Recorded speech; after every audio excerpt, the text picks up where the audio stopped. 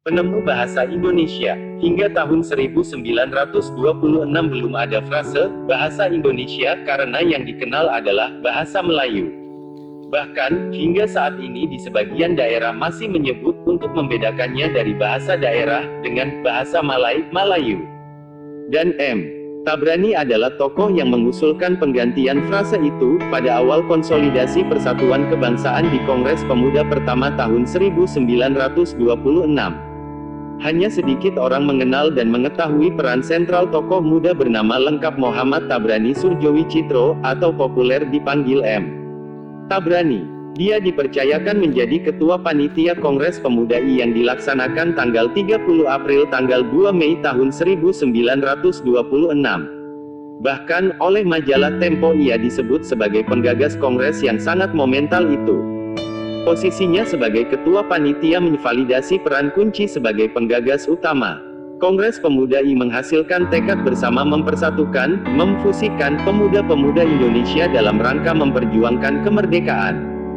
Kongres tersebut dimaksudkan untuk menggugah semangat kerja sama di antara berbagai organisasi pemuda supaya diwujudkan dasar pokok bagi lahirnya Persatuan Kebangsaan Indonesia.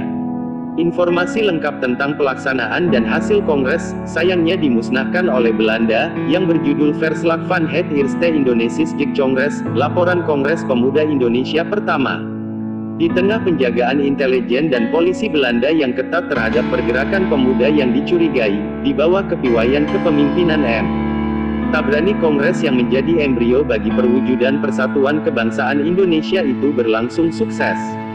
Setelah selesai, panitia kongres tidak dibubarkan sehingga Tabrani masih bekerja mempersiapkan jalan menuju pelaksanaan kongres 2 tahun 1928, sebelum pergi ke Jerman untuk memperdalam pengetahuan dan keterampilan jurnalisme serta persurat kabaran di Universitas Dukolan. Meski tidak mengikuti Kongres Pemuda II, Tabrani tercatat memiliki kontribusi di dalamnya, khususnya pada butir ketiga dari rumusan Sumpah Pemuda, yang dikonsepkan berbunyi, menjunjung bahasa persatuan, bahasa Indonesia, oleh usulannya berubah menjadi, mengaku berbahasa satu, bahasa Indonesia. Anggota Jong Java ini sejatinya seorang jurnalis. Ketika Kongres Pemuda I dilakasnakan M. Tabrani bekerja untuk koran Hindia Baru pimpinan H. Agus Salim. Seperti dikemukakan di atas, pemuda Madura inilah yang menginisiasi dimulainya penggunaan frase bahasa Indonesia. Awalnya Moh Yamin mengusulkan bahasa Melayu sebagai bahasa persatuan, poin ketiga Sumpah Pemuda 1928, lantaran frase itulah yang populer digunakan di masa itu.